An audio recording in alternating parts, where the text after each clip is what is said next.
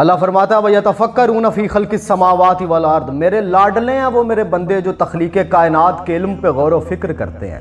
فلسفے کو تمام علوم کی ماں کہا جاتا ہے، دنیا کے تمام علم اسی سے نکلے ہیں، لیکن تخلیق کائنات کے بارے میں فلسفہ اور سائنس کیا کہتی ہے اور کائنات کا خالق کیا کہتا ہے، یہ بڑا دلچسپ موضوع ہے۔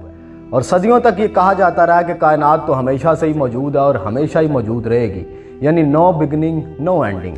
19ویں صدی کی سائنٹیفک ریشنلزم تک یہی سمجھا جاتا رہا ہے، اور مختلف وقتوں میں کائنات کے بارے میں مختلف تھیریز پیش کی گئی ہیں، جیسے steady state theory, eternal inflation theory اور مشہور زمانہ بگ بینگ تھیری۔ ان سب کی بات ہم بعد میں کریں گے، پہلے خالق کی بات کرتے ہیں جس کا علم تمام کائنات کا احاطہ کیے ہوئے ہے۔ جب اس سلسلے میں اللہ رب العزت کی بات اصل میں سمجھ آ جائے گی نا آپ کو، تو آپ اس نتیجے پہ پہنچیں گے کہ قرآن کتاب تخلیق ہے اور سائنس کتاب تحقیق ہے۔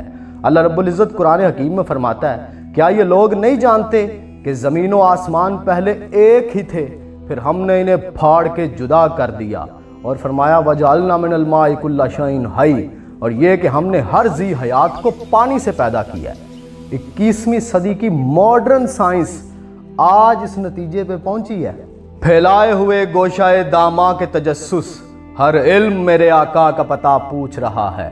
14 صدیاں پہلے صحرائے عرب میں تشریف فرما تھی وہ ہستی محترم جس کی زبان مبارک سے اللہ رب العزت کائنات کے اتنے بڑے بڑے راز افشاں کروا رہا تھا، جبکہ حضور صلی اللہ علیہ وآلہ وسلم امی تھے آپ صلی اللہ علیہ وآلہ وسلم، کسی اسکول کالج یونیورسٹی کی تعلیم حاصل کی نہیں، اور اسی وجہ سے امی رکھا میرے اللہ نے میرے آقا صلی اللہ علیہ وآلہ وسلم کو، کہ دنیا میں کوئی اٹھ کے یہ کلیم نہ کرے کہ اس نے اس ہستی مبارکہ کو ایک لفظ بھی پڑھایا ہے۔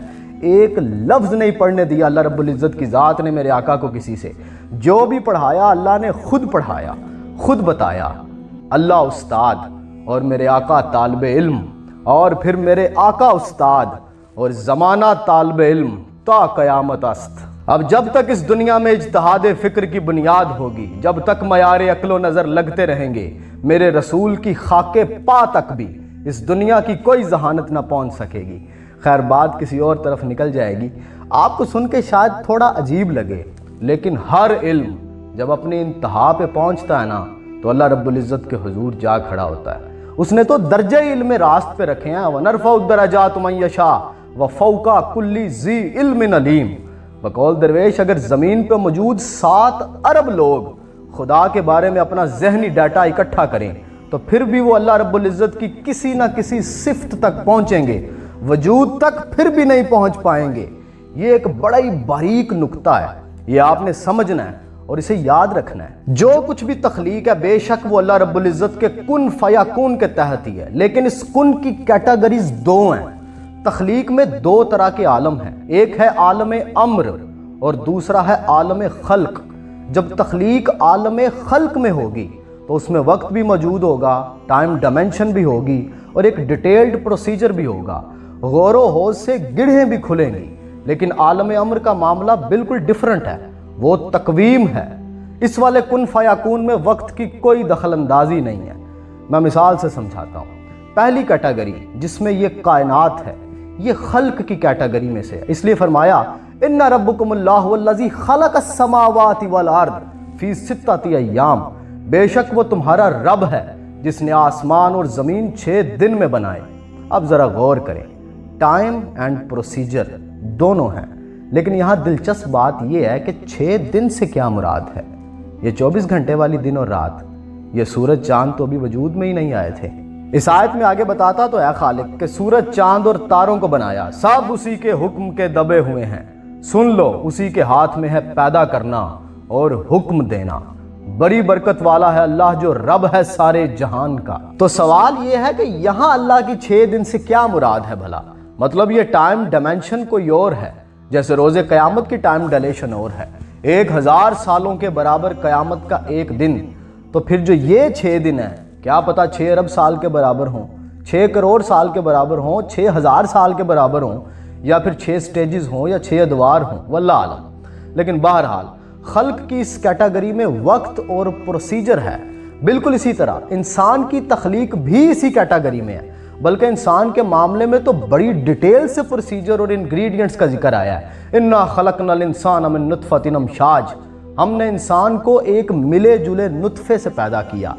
یہاں پہ یہ جو لفظ امشاج استعمال کیا نا اللہ رب العزت نے، کوزے کو سمندر میں بند کر دیا، اس کے بارے میں ہم ڈیٹیل سے بات کریں گے، اور پھر ڈیٹیل سیکوینس کہ ہم نے اسے ایک محفوظ جگہ پہ نطفہ بنا کر ٹھہرایا، پھر ہم نے اس نطفے کا بلڈ کلوٹ بنایا، پھر ہم نے اس بلڈ کلوٹ سے گوشت کا لوتھرا بنایا، پھر ہم نے ہڈیاں بنائیں، پھر ہم نے ان پہ گوشت پہنایا۔ بڑا ہی بابرکت ہے وہ اللہ جو بہترین خالق ہے۔ اور پھر لقد خلقنا الانسان فی احسن تقویم، ہم نے احسن تقویم بنایا۔ آج کی جدید سائنٹیفک ریسرچ اسی پروسیجر پہ پہنچی ہے، سیکوینس بھی یہی ہے۔ اور پھر آگے چل کے فرمایا فجعلناہ سمیعا بصیرا، یہ بڑا دلچسپ ہے کہ وہ سنتا بھی ہے دیکھتا بھی ہے۔ یہ اس پروسیجر میں اللہ نے بتایا ہے کہ جب انسان بن رہا ہوتا ہے، وہ پورا پروسیجرز میں اللہ نے بتایا کہ وہ سنتا بھی ہے اور دیکھتا بھی ہے۔ یہ بڑا دلچسپ ہے، اللہ پہلے فرماتا ہے کہ سنتا بھی ہے اور پھر فرماتا ہے کہ وہ دیکھتا بھی ہے۔ آج کی میڈیکل ریسرچ بتاتی ہے کہ پہلے سننے والے سسٹم بنتے ہیں، جب انسان بن رہا ہوتا ہے نا اپنے ماں کے پیٹ کے اندر، تو پہلے سننے والے سسٹم بنتے ہیں، پھر بصیرت والے سسٹم بنتے ہیں۔ یہ سیکونس بھی اتنا ڈیٹیل کے ساتھ اللہ نے قرآن حکیم میں بتایا ہوا ہے۔ 14 صدیاں پہلے اتنی ایکیوریٹ انفارمیشن صرف خالق ہی دے سکتا ہے، اور ایسی انفارمیشن جو قیامت تک راست انفارمیشن ہے۔ پھر ایک اور جگہ فرمایا کہ بے شک ہم نے آدمی کو چنی ہوئی مٹی سے بنایا، پھر اسے پانی کی ایک بوند کیا ایک مضبوط ٹھہراؤ میں۔ اب یہ دو مختلف سٹیٹمنٹس آپ نے اپنے ذہن میں رکھنی ہیں۔ ہم آگے چل کے جب ایولیوشن کے چیپٹر کو ڈسکس کریں گے تو ہم اس میں اسے ڈسکس کریں گے، کیونکہ ایولیوشن ایک بڑا اہم موضوع ہے۔ اور چونکہ میرا واسطہ جدید مدرسوں کے طالب علموں سے ہے، مطلب یونیورسٹی کے طلباء سے، اور میرے مخاطب بھی وہی ہیں، اکیڈیمک کے بندے میرے مخاطب ہیں یا پھر پرتجسس لوگ، یہ شاید میری باتیں انہی کی کیوریوسٹی کا جواب ہے، حل میں مبارز والوں سے اپنا کوئی تعلق نہیں۔ بہرحال اب ہم آتے ہیں عالم امر کی طرف۔ اللہ فرماتا ہے قرآن حکیم کے اندر وَيَسْأَلُونَكَ عَنِ الرُّوحِ، یہ لوگ جو آپ سے روح کے متعلق سوال کرتے ہیں، کل الروح من امر ربی، انہیں بتا دیں کہ یہ میرے رب کا امر ہے۔ اور امر کے بارے میں اللہ نے ایک اور جگہ ارشاد فرمایا، کئی جگہ پہ ارشاد فرمایا۔ ایک جگہ پہ ارشاد فرمایا وَإِذَا قَضَىٰ أَمْرًا فَإِنَّمَا يَقُولُ لَهُ كُن فَيَكُونُ، اور جب وہ کسی امر کا ارادہ کرتا ہے تو وہ کہتا ہے کہ ہو جا، بس وہ ہو جاتی ہے۔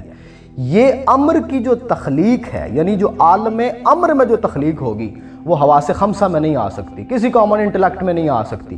اس لیے آج کی دنیا کا ایک بہت بڑا حصہ روح کے وجود کا انکاری ہے۔ ایک بہت بڑی آبادی ہے دنیا کی جو روح کے وجود کی انکاری ہے، انہیں سمجھ نہیں نہ آتا روح کے بارے میں، یہ کنسیپٹ ان کے ذہن میں نہیں آتا، حواس خمسہ کے اندر آ نہیں نہ سکتی روح، انہیں لگتا ہے کہ شاید روح ہے ہی نہیں۔ اور اللہ رب العزت نے اس کے بارے میں بتایا کہ قرآن حکیم میں ایک جگہ اللہ تعالیٰ ارشاد فرماتے ہیں وَمَا أُوتِيتُم مِّنَ الْعِلْمِ إِلَّا قَلِيلًا، کہ اے لوگو میں نے تمہیں علم ہی بہت تھوڑا دیا اس کے بارے میں، یعنی عالم امر کی تخلیقات کا علم اللہ نے دیا ہی تھوڑا ہے۔ اس معاملے پہ ہے یؤمنون بالغیب، کہ آپ نے غیب پہ ایمان رکھنا ہے، لیکن ایسا بھی نہیں ہے کہ کسی کو اللہ نے علم دیا ہی نہیں ہے۔ یہاں پہ اب وہ نقطہ آتا ہے کہ جس پہ اللہ کرم کر دے، جس پہ اللہ فضل کر دے، جس کو اللہ عطا کر دے، اس علم کے بحر بے کراں سمندر میں سے کوئی ایک قطرہ اللہ چاہے تو عطا کر دے۔ بے نیاز ہے نا، وہ جسے چاہے عطا کر دے۔ اور پھر جو کامن انٹلیکٹ کے لوگوں نے لگتا ہے کہ نہیں ایسا تو ہو ہی نہیں سکتا، اللہ نے ہمیں نہیں دیا تو کسی کو کیوں دے گا؟ بھائی جو اس کے دوست ہیں، جو اس کے قریب ہیں، اللہ تعالیٰ انہیں دے دیتا ہے۔ تو بس ثابت یہ ہوا کہ جو عالم خلق کی تخلیقات پہ آپ غور و فکر کریں گے تو بہت سی گتھیاں سلجھیں گی۔ اللہ رب العزت نے کہا میرے قریب ہو جاؤ گے۔ اور اپنی ذات کے بارے میں من عرف نفسہ فقد عرف ربہ، اپنی ذات پہ غور و فکر کرو، کائنات کے اوپر غور و فکر کرو، اللہ رب العزت کی ذات کے قریب ہو جاؤ گے۔ اور جن پہ اللہ رب العزت کی عطا ہوتی ہے، اللہ رب العزت کا کرم ہوتا ہے، انہیں پھر اللہ رب العزت ڈیٹا دیتا ہے، انہیں اللہ رب العزت انفارمیشن دے دیتا ہے، کائنات کے رازوں میں سے کچھ راز دے دیتا ہے۔ غائب و شہود میں صرف عقل حجاب ہوتی ہے، جس کی عقل زیادہ متجسس فتنہ جو سراغ رساں ہو، وہ کچھ ایسے راز پا لیتی ہے جو عمومیت کے نزدیک خفیہ راز اور خصوصیت کے نزدیک وہ علم ہوتا ہے۔ عقل جبلت سے شروع ہوتی ہے، عمومیت میں جبلت یکساں ہے۔ عمومیت میں جبلت کی یکسانیت سے جو علم پیدا ہوتا ہے اسے ہم کامن انٹیلیجنس کہتے ہیں۔ چرند، پرند، درند، برگ و بر، درخت کامن انٹیلیجنس رکھتے ہیں۔ امازون کے جنگلوں میں پائے جانے والے وہ درخت جو اپنے اوپر بیٹھنے والے کیڑوں مکوڑوں کا خون انتہائی ہوشیاری کے ساتھ پی جاتے ہیں، وہ درخت کامن انٹیلیجنس رکھتے ہیں۔ جبلت جب تہذیب یافتہ ہوتی ہے، علم الاشنا ہوتی ہے، ڈیٹا کلیکٹ کرتی ہے، تو اسے ہم انٹیلیکٹ کہتے ہیں۔ اسی کی بنیاد پہ لوگ انٹیلیکچوئلز بنتے ہیں، دانا و بینا بنتے ہیں، علمیت کے دعوے دار بنتے ہیں۔ اور جب کوئی دانا و بینا، جب کوئی علمیت کا دعوے دار، جب کوئی انٹیلیکچوئل ایک خاص نقطۂ مرکوز پہ اپنی پوری عقل استعمال کرتا ہے تو وہ چند راز پا لیتا ہے جو عمومیت تک نہیں پہنچے ہوتے۔ جیسے الیگزینڈر فلیمنگ 12 سال تک کلچر پلیٹ پہ غور و فکر کرتا رہا، اللہ رب العزت نے عطا کر دیا ایک راز۔ جیسے نیوٹن سال تک ریاضت کرتا رہا، تپسیا کرتا رہا، اللہ نے کوئی نہ کوئی راز اسے بھی عطا کر دیا۔ یہ اللہ رب العزت کا قانون ہے، جو غور و فکر کرے گا وہ کوئی نہ کوئی راز پا لے گا۔ لیکن اگر کوئی موحد، اللہ رب العزت کا بندہ، اللہ پہ ایمان لانے والا بندہ غور و فکر کرے ایک عرصے تک کسی شے کے اوپر، تو پھر اللہ رب العزت اس کے سامنے سے ایسے پردے ہٹاتا ہے، ایسے راز افشا کرتا ہے کہ عمومیت کی سمجھ میں بھی نہیں وہ باتیں آتی۔